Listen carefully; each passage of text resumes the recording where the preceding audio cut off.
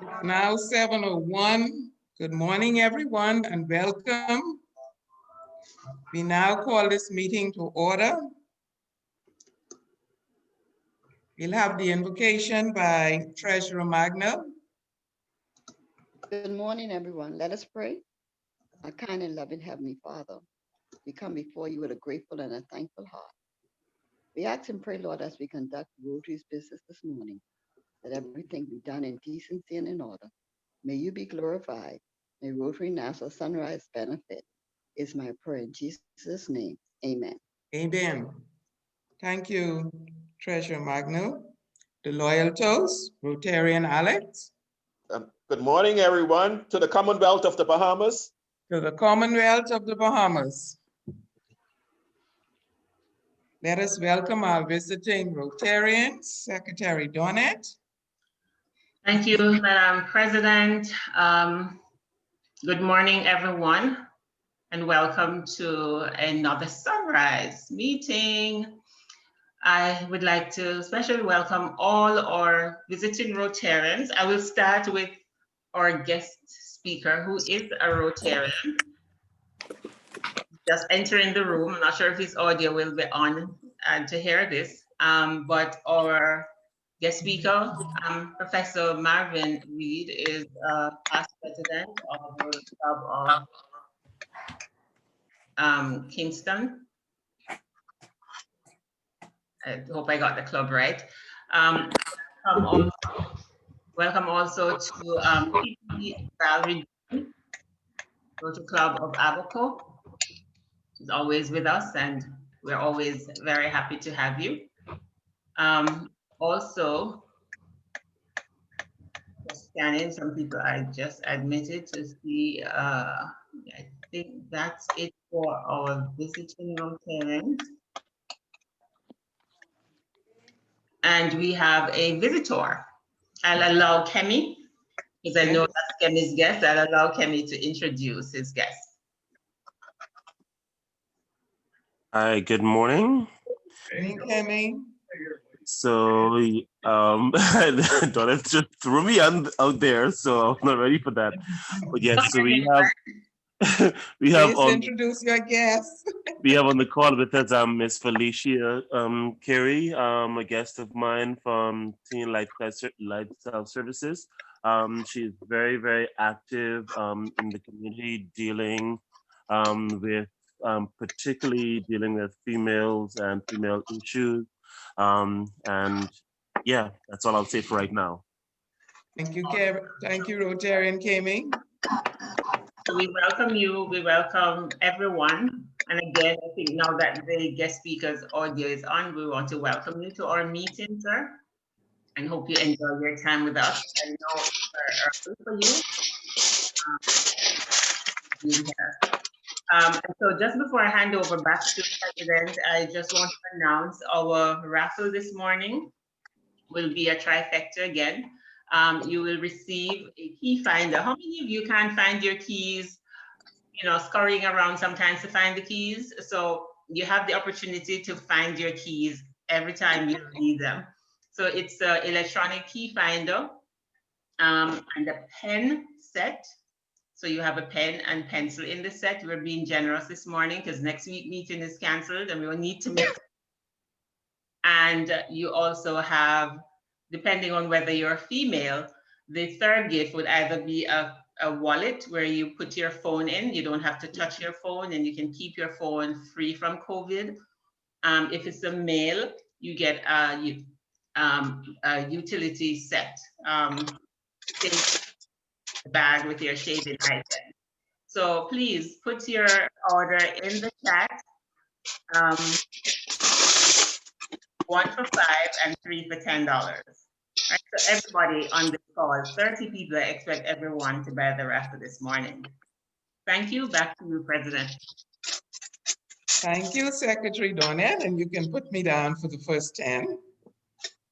So I will roll out the raffle this morning, making the first payment. And now we'll have, is our Sergeant at Arms online this morning? I haven't seen him. Yes, sir.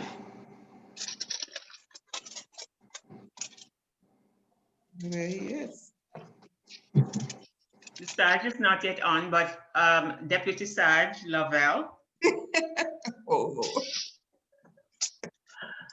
Deputy Sarge Lavelle, I don't know if we can lay hands on him suddenly. Assistant Sarge Lavelle, would you like to do us the honors this morning, please?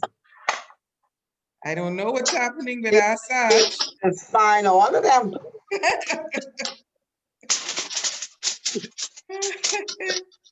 Lavelle, Yes, good morning, all. morning. How are you? I'm doing Oh, I thank you so supercalifragilisticexpialidocious. much for being here this morning. Would you Yes, do us the honors, please? all right. Anyone have any birthday? Anyone turned 16? I think it's Me. I'm 16 today. all right then. Well, for 16, you would give $1 for every year, and What then you said? $5 for your real age. You know, because and then anyone I think it's Sophia's birthday today.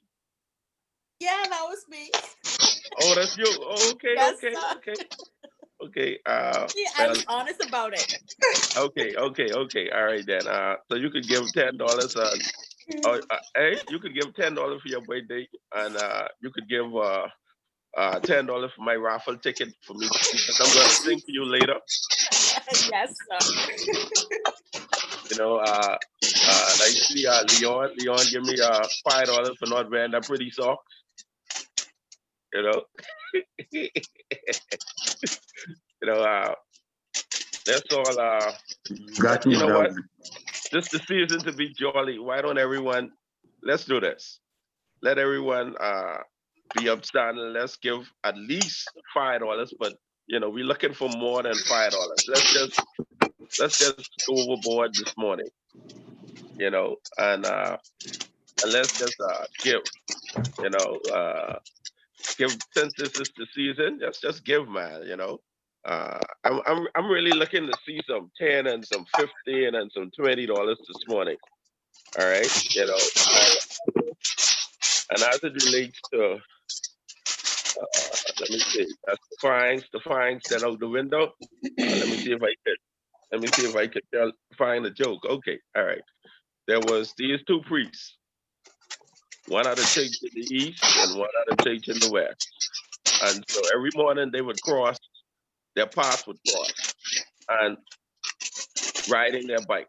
So one morning, the priest from the church in the east, when their path crossed, he was walking. So the priest from the church in the west asked him why he is walking. So he said that someone stole his bicycle. So the priest said that, okay, what to do is when you reach the church, preach on, preach the 10 commandments, and when you reach the thou shalt not steal, he said you hammer it down and you just stay there for a while and you just preach hard on thou shalt not steal. So the next Sunday, the priest from the west, they passed and he got his bike. So the priest asked him, he says that, oh, I see you got your bike. He said that, yes. He said that I followed your advice. He said, he preached the 10 commandments. He said that when you reach the thou should not steal, he said, did you hammer it down? He said, yes, I hammered it down. And he asked him, he said that, and did the person bring your bike back? He said, no, they didn't. So he said, well, how did you get your bike? He said that when I preach and the 10 commandments and I reach the thou should not commit adultery, I remember where I left the bike. Oh, Lord.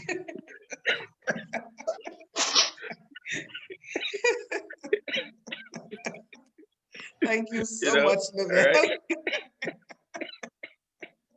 I'm sure that ain't none of our priest. Well, I don't know, Father in here, so you're probably looking for your bike. Thank you. I'm going to report you, Lavelle. I'm going to report you to Father. You're going to have to say some Hail Marys. Lavelle, Yeah. make sure we give Father a good fine, okay? Yeah, of course. You know how it go. You know, that's one thing I like with Columbus. He discovered the world was round. Thank you, thank you. And now we'll invite past President Diana to bring us the birthdays and anniversaries. A pleasant good morning to one and all. We have celebrating today the lovely Sophia. Happy birthday, Sophia. She's a lawyer by day and a rock star by night. So, Oh, wow. Thank you. ain't that the truth? Ain't that the Yes, truth? ma'am. Yes, There you indeed. go. Well, there you go. You need Happy to tell her birthday, your rock Sophia. star days are over. I know, right? Hey, Cynthia. Yes, ma'am.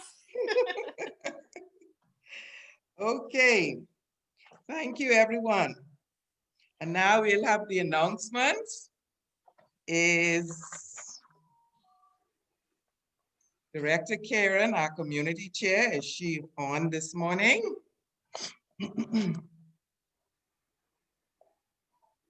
Tammy, the floor is yours. Good morning, everyone. Good morning, morning. So, as you would know, we've been working very hard towards our toy drive. So the first thing I will have to say is before I ask Rotarian Lavelle to fine you, anyone who's pledged and promised donations, please send me a note. I would like to see those in the kitty as soon as possible so we can go ahead with our activities. So as a result of all of our hard work, here is where we stand. The tentative plan is on Monday. We intend to give a $500 donation along with some toys to Miss Laura.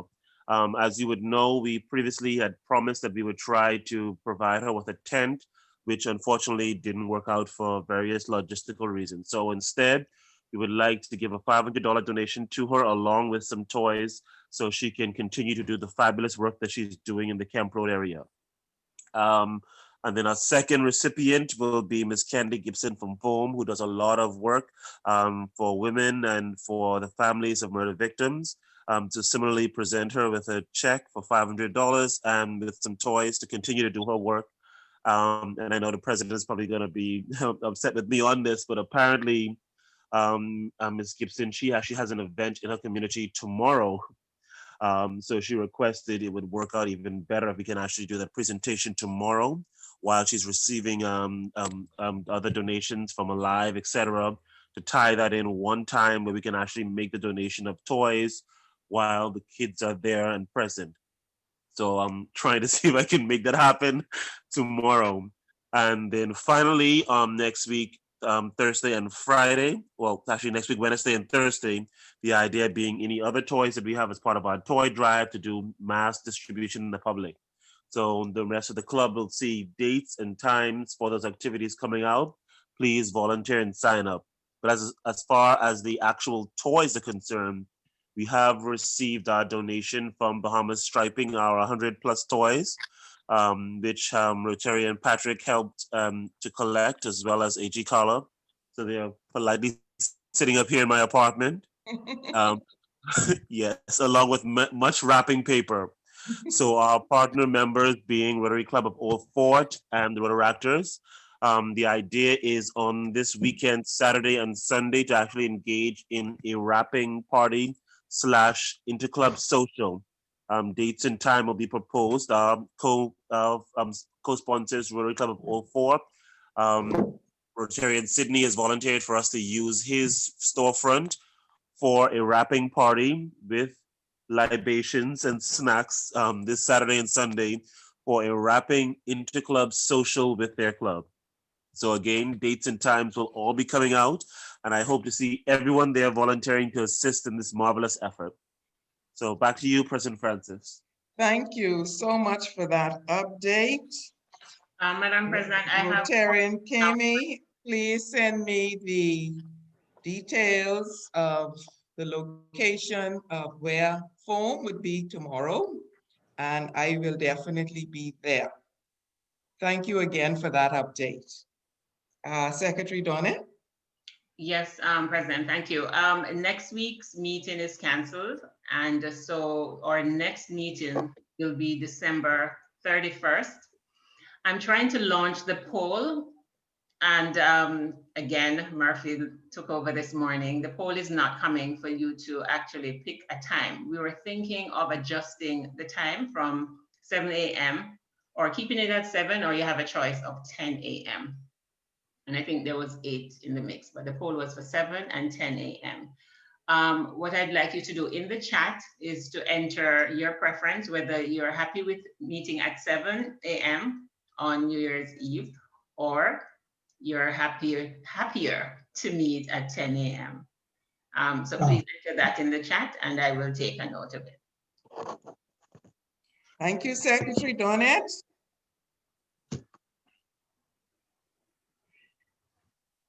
Are there any other announcements? There being no other announcements, I will bring you up to date on the Bridge the Digital Divide. Rotarians across the Bahamas have made a commitment. We have made a commitment on connectivity for all. To date, a total of $160,000 have been raised. December 31st is the deadline for this project, and Rotarians who have not made a donation can still do so. You're invited to log on to connectivityforall.com and hit the donate button. Any amount would be appreciated, and your help is definitely needed to ensure that no child is left behind, especially during this Yuletide season. It would be a gift to those children who at present do not have connectivity or even a device. Even if there is connectivity in the home, a lot of children still do not have devices. So your gift at this time would be greatly appreciated. Thank you. And now we'll move on to the introduction of our guest speaker.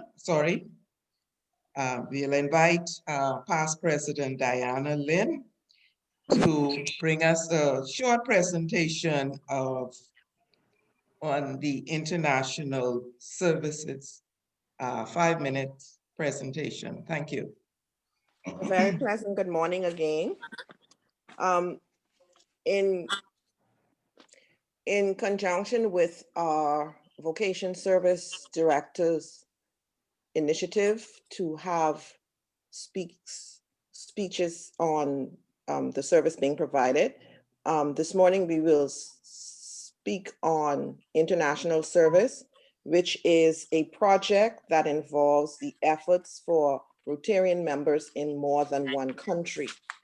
The international service can partner with clubs in other countries on projects that address community needs.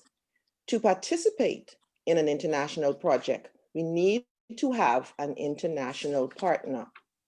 How do we do this? We connect to partners using various methods such as networking, such as contacting the District Rotary Foundation Committee Chair. We connect with other clubs and the Rotary Friendship Exchange, and by connecting through Rotary-sponsored project fairs. Network and partner with our very own clubs of Rotaract and connecting with fellow Rotary members on social networking sites. The key responsibility of international service is to reach out to clubs in other countries for international projects and volunteer activities. In particular, the Rotary Club of Nassau Sunrise has partnered with India, a Rotary Club in India, to promote a bus that goes around to the rural areas, and they would test persons for cancer. And additionally, that project also built happy schools for children in the area to ensure that their education is continued.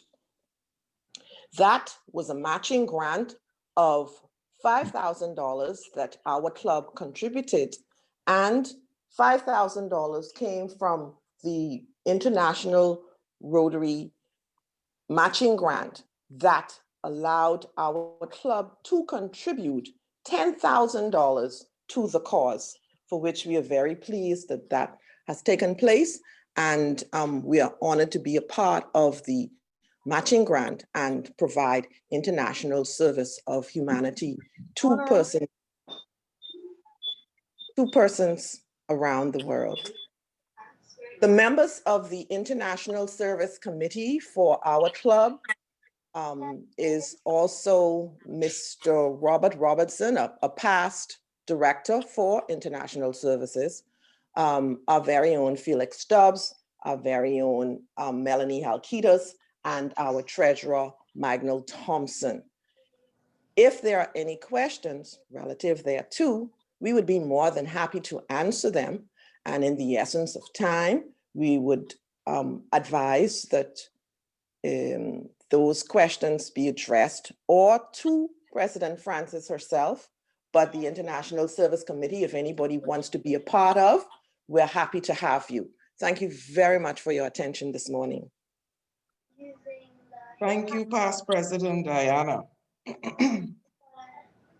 Now we'll invite Rotarian Leah Kala to introduce our guest speaker, Dr. Marvin Reid, who will speak on the topic, to vaccinate or not to vaccinate.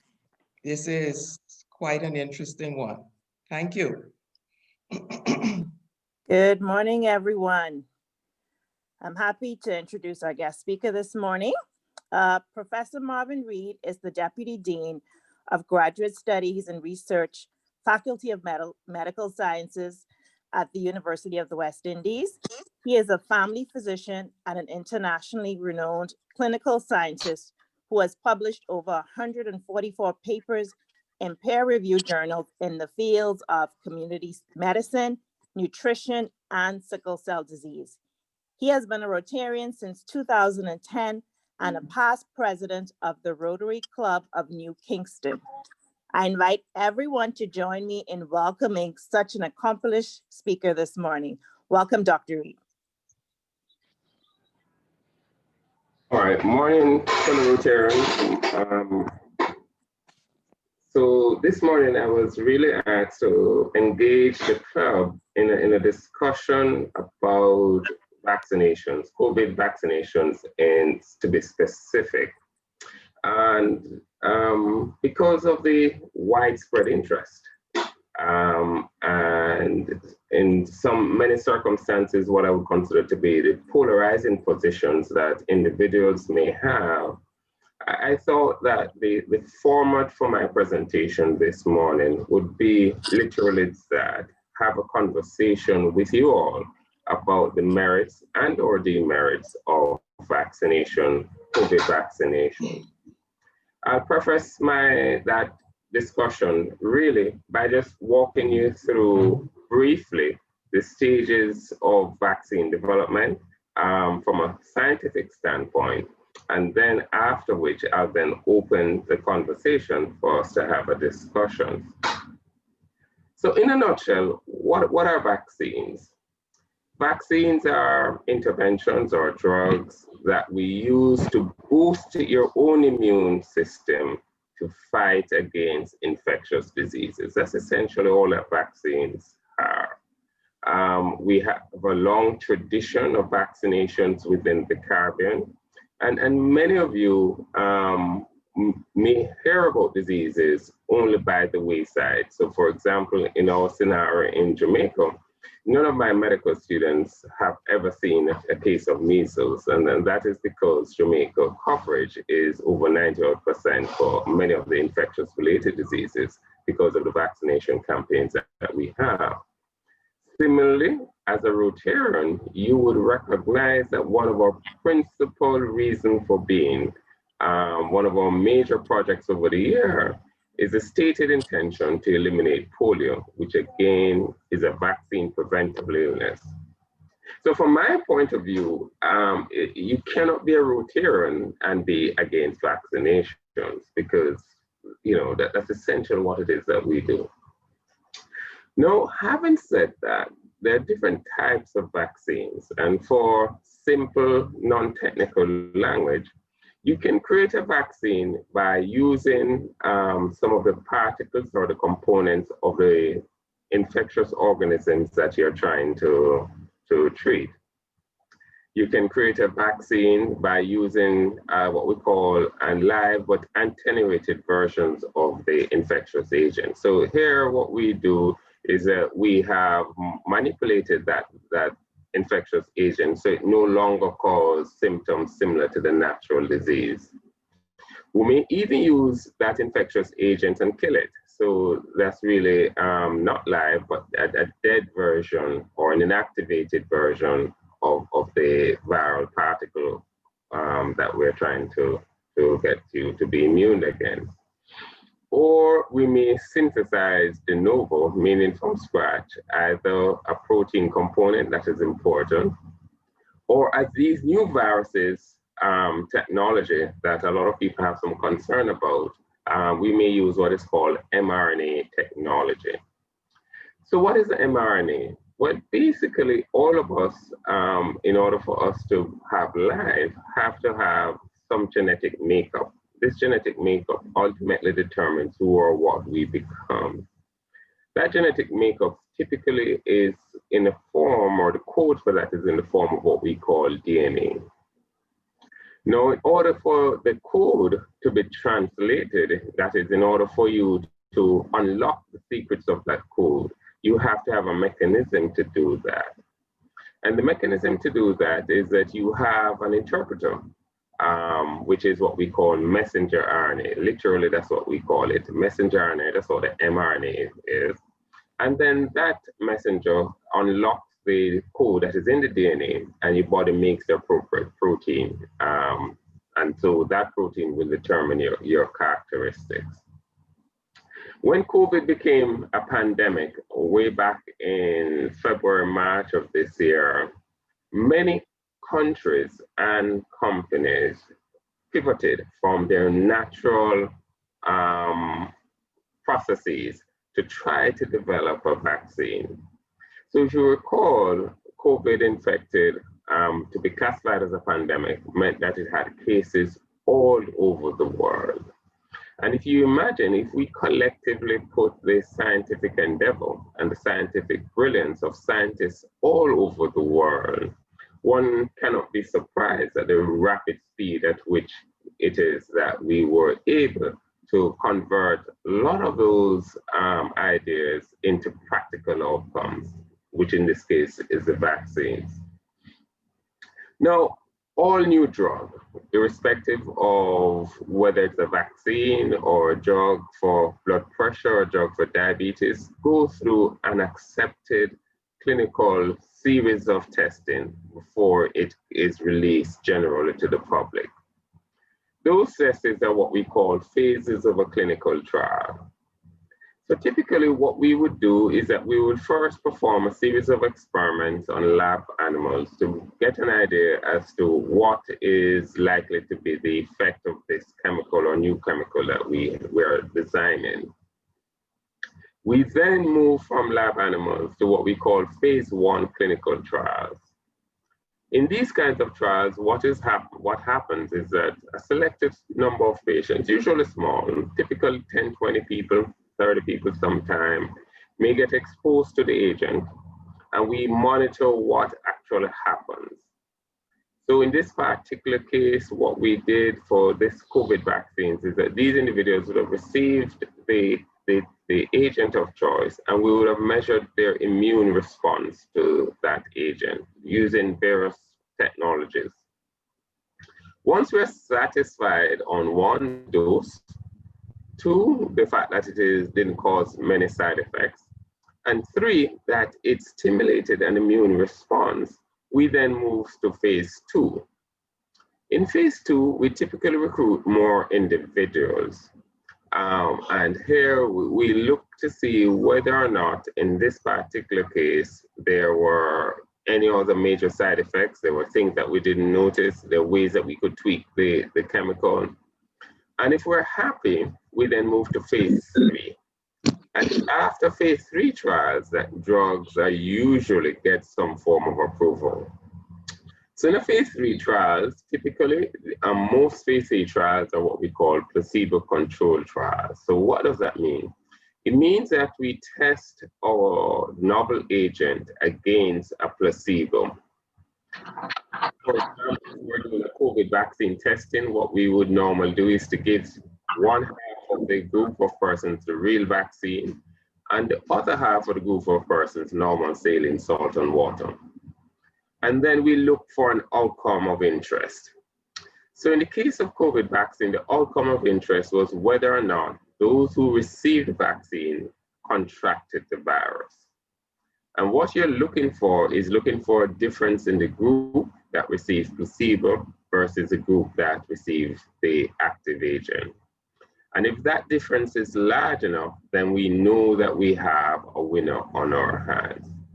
And that's the process that all countries and almost all countries have engaged in the development of their vaccines. As I speak to you now, WHO has listed that there are 6 COVID vaccines that are already approved around the world for COVID-19 infection. These range from the one that is most common across the Western Hemisphere, which is the Pfizer vaccine, which has received approval in Canada, the UK, the USA, to several vaccines that have been produced by China. There are at least 2 or 3 on the list, and 2 from Russia. We know coming up in the pipeline are 2 others, Moderna, which should be considered today by the FDA, and the AstraZeneca University of Oxford vaccine, which we anticipate will come on stream in the first quarter of next year. Outside of that, there's a pipeline of about 60 other vaccines that are in different phases of development from phase 1 through to phase 3. So I anticipate that this time next year, we will have a menu of options for vaccines. Here within the Caribbean, we're broke pocket. We really don't have any money. And therefore, a lot of times we are dependent upon the development of the vaccines in other countries, and then we end up purchasing the final product. I hasten to say, though, that within the Caribbean, certainly at the University of West Indies Mona campus, we have been a part of many vaccine development.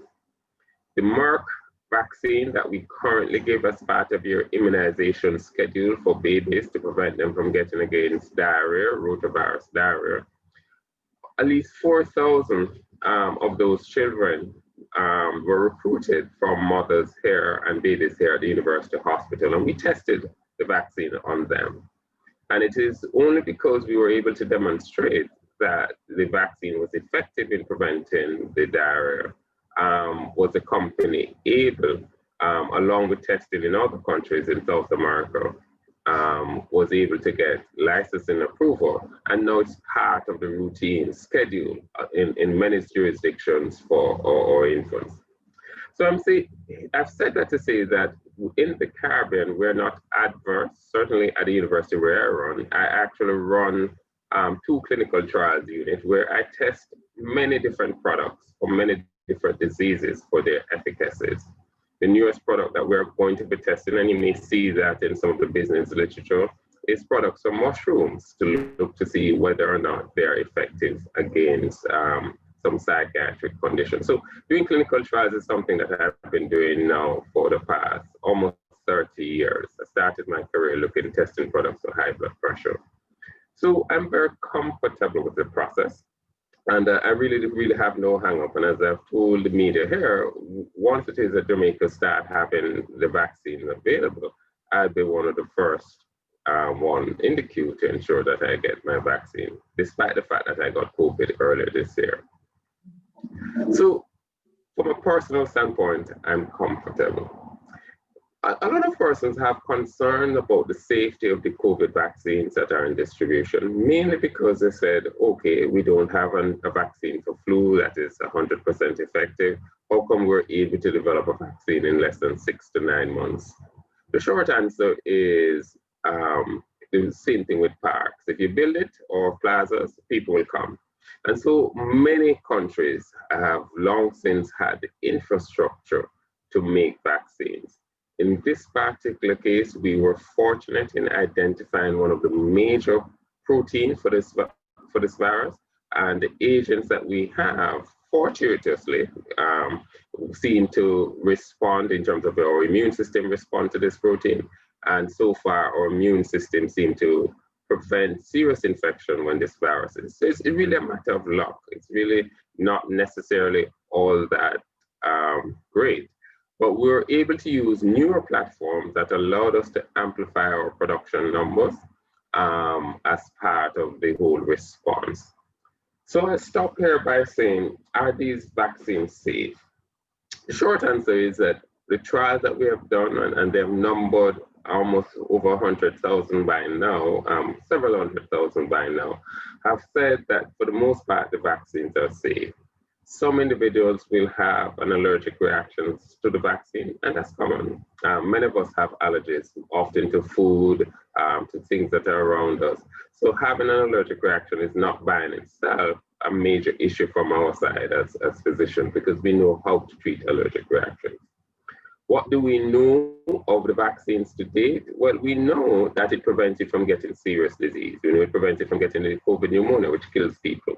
We know that in some instances, it may actually prevent you from even getting the milder version of the infection. What we don't know, and we won't know until much further time, is whether or not, having been vaccinated, you're immune for life. We don't know that. We don't know what the long-term side effects is, because we won't know, because that won't happen until a long time has passed. What are our likelihood for it to cause long-term effects? We think in the medical community that's very negligible because of the types of vaccines that have so far been approved. So I close by saying this. You cannot be a Rotarian and at the same time be against vaccination, since one of our main reasons for existence as a Rotary movement is really to promote health across populations, especially where there is health inequalities and health inequities. We, as part of our activities, are here to try and promote the eradication of polio. COVID has come along, and fortunately for us, we have been able to identify a protein from the COVID virus for which the body develops an immunity and immune response. And that immune response seemed to be very effective in preventing very serious disease.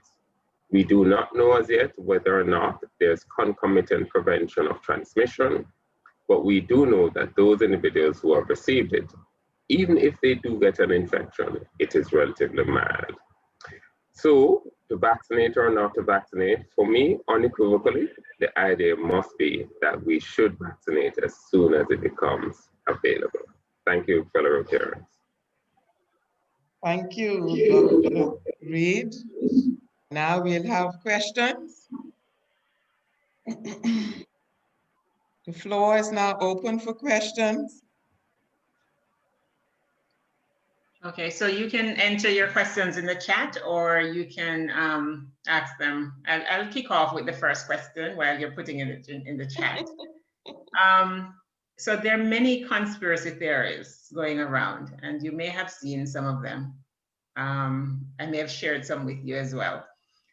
And there's this notion that Black people have melanin, or because of how our bodies respond to the sun, that we really don't need this particular vaccine because it changes our DNA. Don't know if you saw that one. But do vaccines change the DNA of Black people? That's my first question. And second, you know, most of us are scared of needles.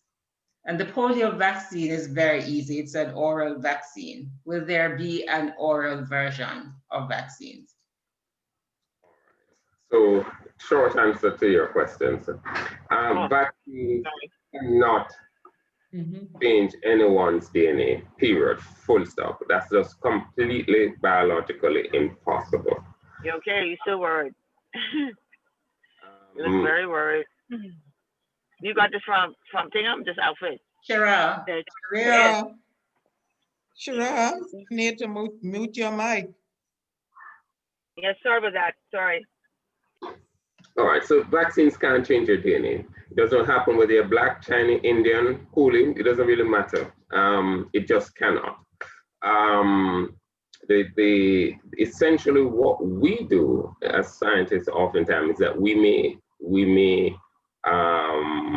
in a sense alter viral DNA to allow us to create a vaccine.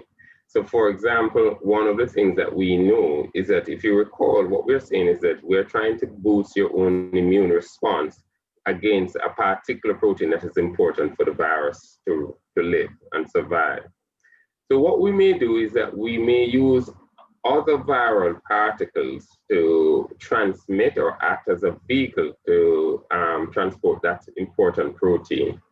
So the viral particle that we're using as a vehicle, we may alter that virus's DNA so that you can, so it acts more as a carrier then, so to speak. But no vaccines can alter the host or the recipient's DNA. It's just impossible. The whole story of Black people, so the issue with COVID was that it was thought that because it was a respiratory virus, it would not affect individuals who live in the tropics. We know that that's wrong because we get it in the Caribbean, Africa has gotten it. So the climatic condition really doesn't bear in the mark. We do recognize, though, that the severity of the illness within the Caribbean and Africa was not as severe as, say, in Europe. And there are many reasons why we think that is possible, and we're actually doing some active research on that. With regards to whether or not there would be an oral form of the vaccines, maybe, maybe not. What you may not realize is that the oral polio vaccine that we got in the old days have now been changed. And so all the kids now actually do get polio vaccines by an injection. So we have long since moved away from the oral polio vaccines. And within Jamaican context, I think we completed that transition back in about 2017, 2018. And almost all Caribbean countries have completed that transition as well. So our kids really are supposed to receive the injection form of polio. And that is because the oral form was a live, inactive version of polio. And one of the possible complications was that you could have gotten paralytic disease from it. And so to remove that shadow of a doubt, we have now given everybody the injection form of polio. So it cannot alter DNA, no matter your race, color, creed. And it's unlikely that we will get a non-injectable form. I think the most likely non-injectable form you're likely to get is probably going to be a nasal delivery component, but definitely not oral. Okay, I've seen Felicia Carey's hand. You may go ahead and ask your question. Good morning, Dr. Reid. Sure. My question is, in regards to the vaccine, it is known that it takes normally about 5 years for a vaccine to be formulated. However, I guess I believe due to the urgency of the COVID-19, a vaccine has been created very quickly. Because of the quick turnaround time that the vaccine has been produced, would there be a need to revaccinate every year, similarly to the flu shot? Do we take it, would it be taken seasonally, since the turnaround time, the production of the vaccine has been very quick? In regards to vaccines such as measles, mumps, and rubella, we don't have to take those until we're a certain age. We don't have to, we take them once. Some of them last a lifetime for the rest of our lives. Some we have to be revaccinated at probably at 50 or 65, depending on what your situation is. But would there be a revaccination time, or would it be similar to the flu shot that we would have to take the COVID-19 vaccine to make sure that it's strengthened because of the quick turnaround time it's been produced?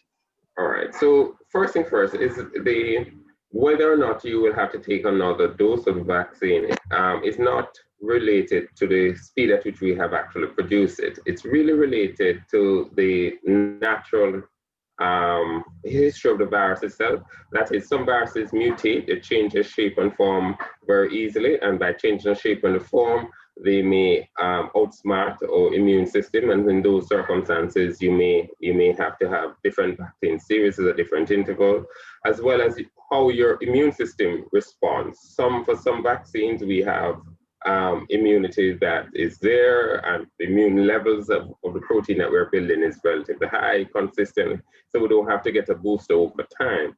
So those are the factors that will affect whether we have to revaccinate rather than how fast we have actually produced the virus, the vaccination. Now, we don't know fully the answers to the questions that you're asking. Over time, we will get a better appreciation to those answers. That is, how long does it, with the immunity that is induced by a vaccine, last? We know natural immunity to COVID lasts roughly about 6 months. So I got it in August. Chances are, if you were to check my immune proteins now, they were probably very low or even non-existent. So we know natural immunity is not permanent, it doesn't last very long. How long does vaccine-induced immunity last? At this point in time, we don't know. Next year, this time, we'll have a better sense of what that is. We do know that the viruses has mutated rapidly. There are many different versions of the virus, of the COVID viruses, as we speak. However, one consistent feature of all the mutations so far is that they still produce a special kind of protein we call spike protein. And if all the mutants still continue to produce this spike protein, which is essential for the viruses to attach to the cells and therefore cause infection, then the existing vaccines that we have will be effective because the vaccines were developed by creating an immune response to this special spike protein. So at this point in time, although you hear that UK has a variant, the Caribbean had one of the milder variants. There are many different variants around the place. We still believe that the current vaccine candidates will cover the spectrum of COVID infections that are there at this point in time. Thank you. I see the hand of Tanisha. Tanisha, go ahead and ask your question.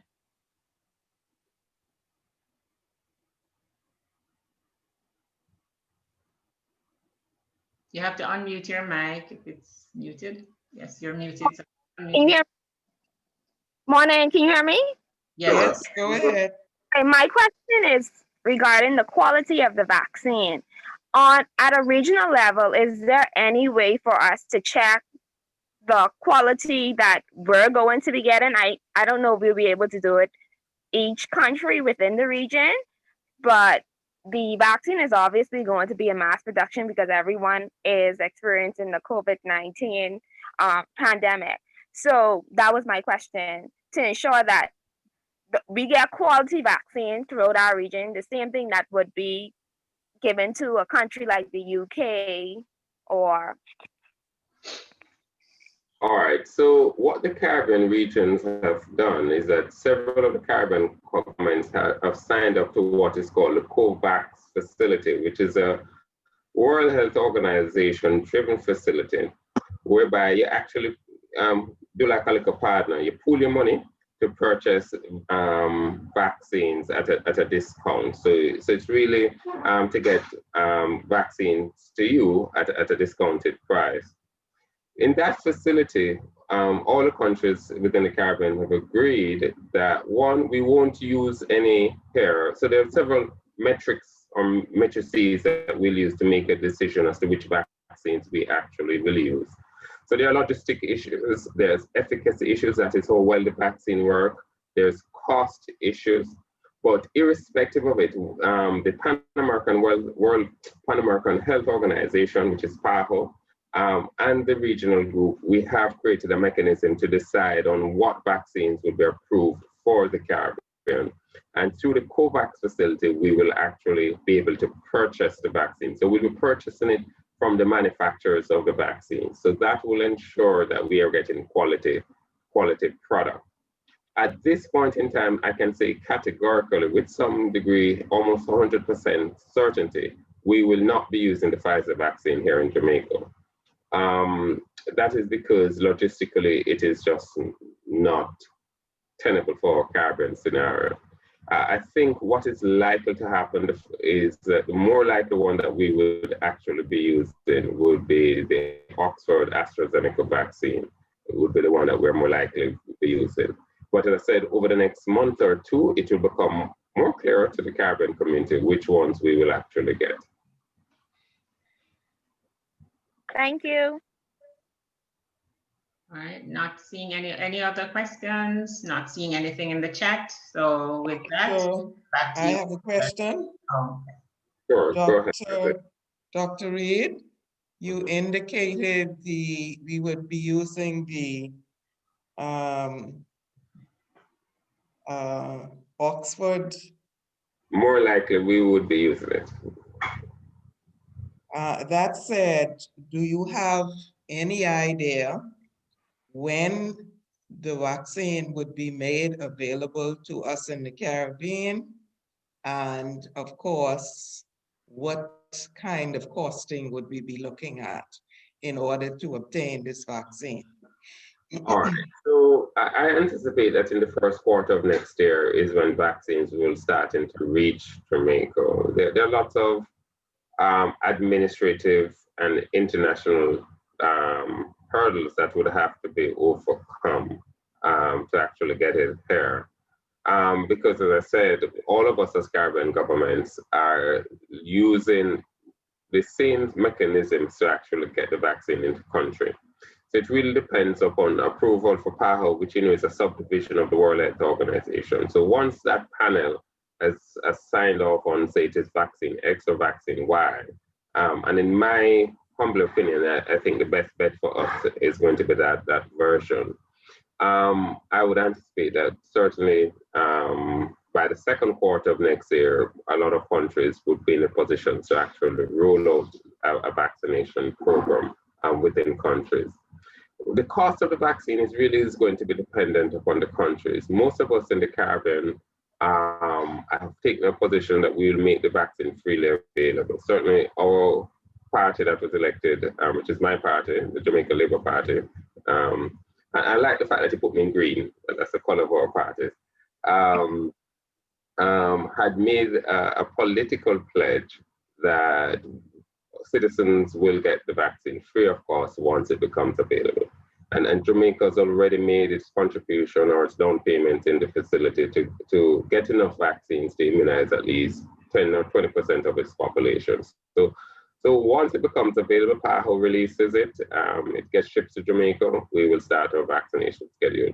And I think somewhere between the latter half of the first quarter to the middle of the second quarter is when we should see some activity here in the local front. Thank you. Are there any further questions?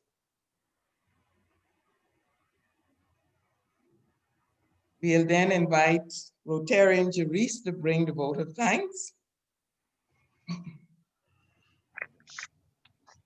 Professor Reid, on behalf of the members of the Rotary Club of Nassau Sunrise, thank you so much for waking up with us early to share your knowledge.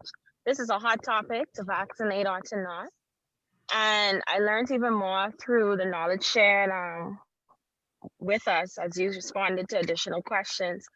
I actually am a proponent of vaccinations. I'm nervous, but I look forward to getting the vaccination.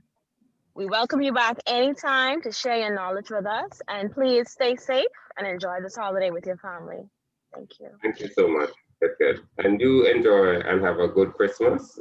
Certainly from the Rotary Club of New Kingston, we wish you guys all the best. Thank you, and we wish you all the best too, Professor Reid. Thank you for this excellent presentation this morning, and we look forward to you visiting us again in the near future.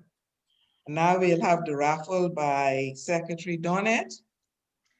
Okay, good morning. So I only had 1, 2, 3, 4, 5, 6, 7, 8, 9, 10, 11 people out of the 30 people who are online. I'm not very happy, but I'll go ahead. If you need a raffle ticket, just say so right now, so I Do can. we have Cresswell and LaBelle in that 11 numbers? No, and I think Cresswell may be waiting on his other prize, so he wants to get that first. But I mean, Cresswell, you can collect everything. I believe Treasurer McDowell will be clearing those items today, collecting them today, and I will try and personally deliver your Ninja Foodie Grill. But now we need to make some money. This is a new week, new raffle. The items are valued way more than I'm earning right now, so I'm not very happy. I can't look at the chat because I'm outside of the meeting room, so I see the chat light up. Are there? What are the raffles again? Okay, trifecta. Have you seen Jerice? Please add her $10. Anyone else? Throw me in for prizes. What are the prizes? Yes, I was about to say, the prizes are, it's a trifecta again. So we have a electronic key finder for those of you who are always trying to find your keys. It has an app that you connect on your phone. And so your keys could be, if you're looking around for your keys, you simply press it and it will beep and tell you where your keys are. And the second item is a pen set, a beautiful pen set. It comes in silver and gold. So depending on your choice, we'll hand over your color of choice.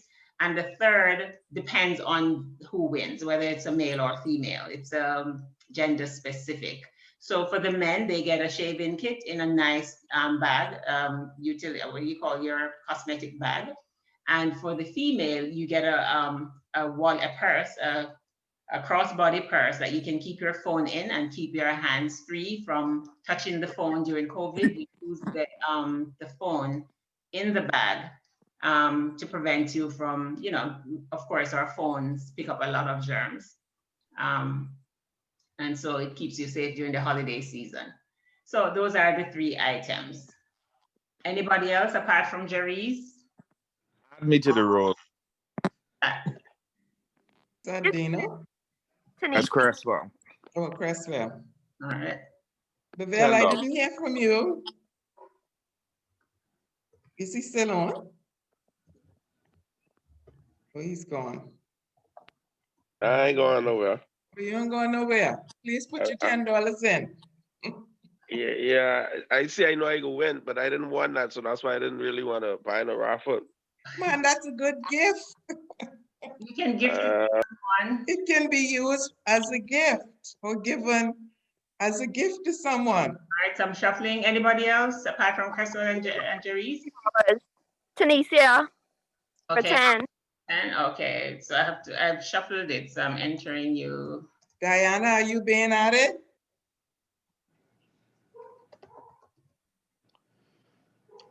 Marsha, please add Marsha. No, ma'am, I don't need the thing to find my keys. I needed to find my phone.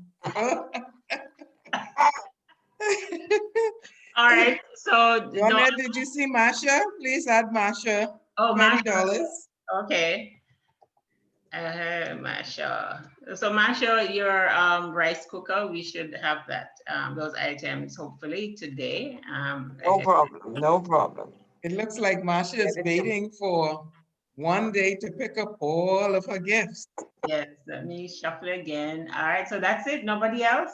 If you don't have a ticket, you don't have a chance. That's it? All right, so here we go, here we go, here we go.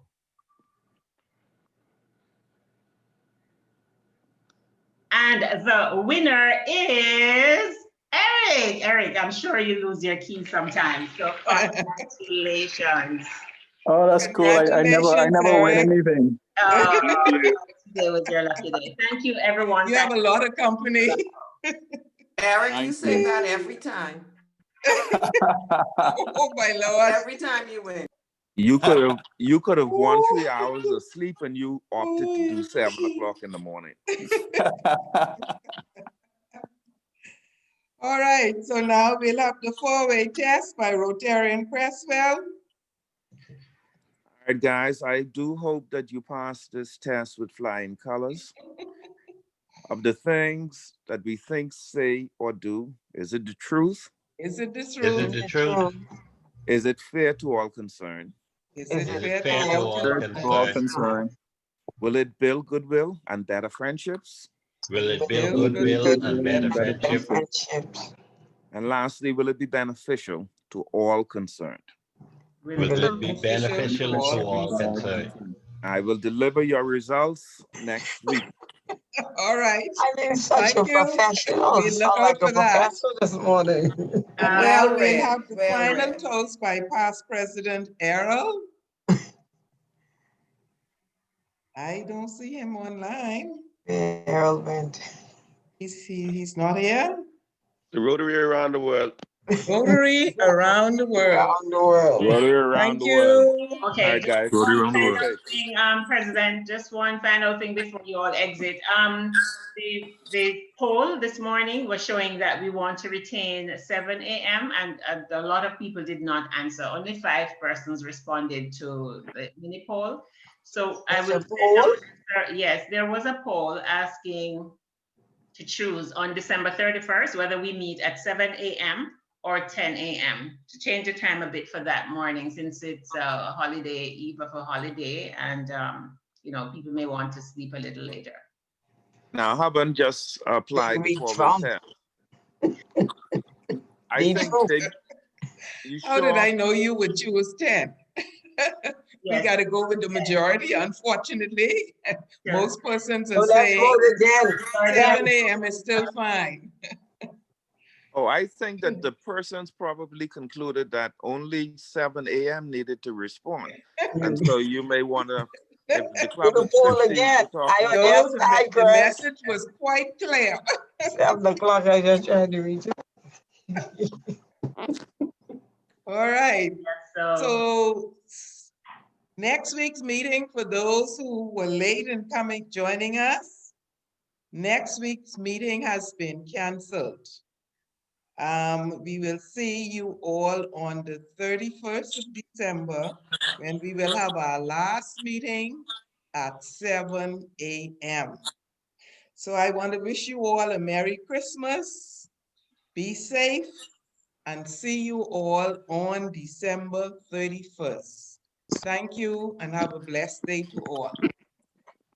All right, guys. Later. bye. Have a Get great up early, day. Cresswell. Cresswell, go to Bye-bye. bed. Go to bed early and get up early. Thanks for getting up early and doing this for me this morning. No problem, buddy. All right, bye everyone. Thank you for Bye-bye. Bye-bye. Just go to Stay safe. bed early, Cresswell. Go to sleep early. Len, I see where you headed. Hey, Lynn, he got to take his partner with him as well, Lavelle. So, We ain't talking that business, man. We ain't talking that. okay. But his partner will follow. Once he set the pace, his partner can follow.